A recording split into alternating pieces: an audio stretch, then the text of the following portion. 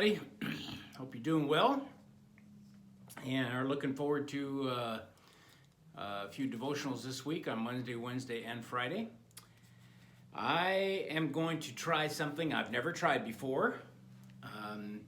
I've never really, to be honest with you, done any kind of an in-depth study on this before, so I'm going to be learning right along with you. So what am I talking about here? Well, we're entering, obviously, we're now well into the holiday season, aren't we?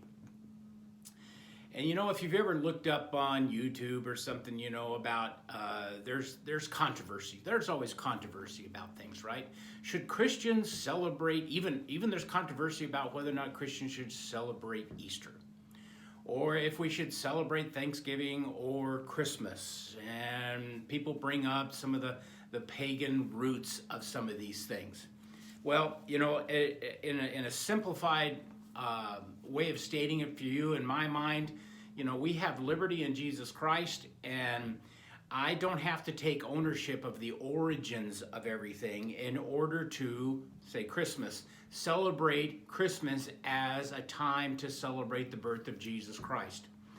Should that birth of Christ, play second fiddle, so to speak, to Santa Claus? Obviously not. And in fact, if you think about Santa Claus, and if people really want to just dive deep into that, that's, he knows when you're awake, he knows when you're sleeping, he knows if you've been bad or good. But, has this some all-powerful knowledge? Only God has that, not Santa Claus. So we need to be careful about that. But, the holidays bring in all different kinds of wonderful things that we can talk about, and we will be talking about it at church during this coming into the Christmas season. Some of the beautiful things that we can learn about. But I want more holidays. I want more than that. And we say, wait a minute, Thanksgiving and Christmas, man, that's enough, all right? Because it wears us out in a lot of ways. Well, yeah, I'm right there with you. But you know what? If we want to concentrate more on who we are as children of God and what God has done for us, we can learn a lot about the holidays, the festivals that God had for his children, the children of Israel, throughout their history and continuing today. Now, am I saying that that there's a mandate to use a term that's being floated out there a whole lot? We, learning to hate that term, right? But is there a mandate for Christians to observe all the Jewish holidays? No, I don't believe so.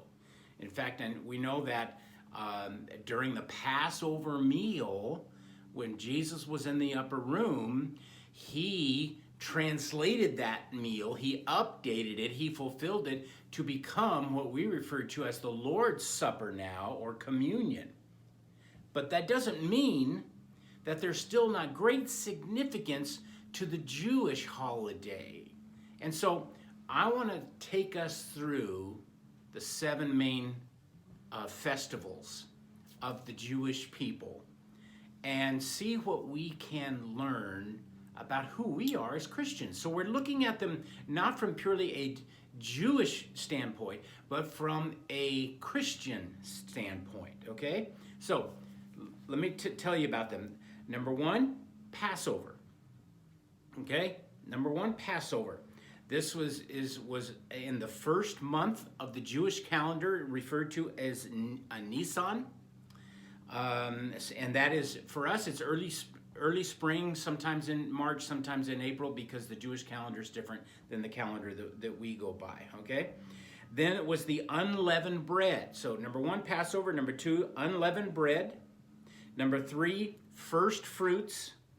Number 4, Pentecost. Number 5, trumpets. Number 6, Day of Atonement. And number 7, tabernacles.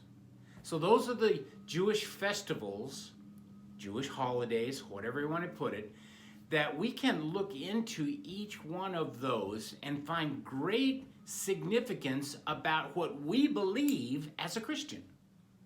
And I think it's going to be fun and fascinating to find out about these things, okay? So this is just the overview. Wednesday, we'll start to dig in. So it's going to take me a few weeks, a few days of, daily devotionals to get through all these 7. So I'm giving the introduction today, and then we'll go through all 7 of them. So that's 8 devotionals that'll take me to get through all these. But I want to give you a big overview. Okay, the first 4 festivals: Passover, unleavened bread, first fruits, and Pentecost. Those 4 were spring festivals. And then trumpets, Day of Atonement, and tabernacles were fall festivals, fall holidays. Now, is there any significance to this? Well, let's put a few more things on this, okay? These were times that God had set apart for his people to come to him. They were celebrations, appointed times when God's people meet with him, with God. Make no mistake, they're not the Jewish people's festivals. They were God's festivals that he commanded his people to come together and meet him. So they were special times for special purposes. And if we look at them all, we will see how that the spring festivals, in a lot of different ways, we will see it was referring to the first coming of Jesus Christ. Now, of course, the Jews as a nation, don't recognize Christ. But we as Christians, looking back on this, can easily see Christ in these festivals. And so in the spring festivals, we can see the prophecies of Christ, the messianic qualities of these festivals. Then the fall festivals, we can see the second coming of Christ. Just think about it. The fall festival starts with the trumpet. Is there going to be a trumpet blast in the future sometime that may? Right? Scriptures talk about at the last trump, right? Obviously, the Day of Atonement, the tabernacles. When is Jesus going to, set up shop, so to speak, and live with his people? When the heavenly city Jerusalem comes down out of heaven. So the second coming of Christ. So the spring, the first coming of Christ. The fall festivals, the second coming of Christ. Now, as I said, I don't believe there's a mandate for Christians to celebrate like especially Orthodox Jewish people do these festivals right now at this time. On the other hand, you know what? I don't see anything wrong with it, as long as we're doing it within the Christian context of Jesus fulfilling the prophecies that are embedded in these festivals. So think about it.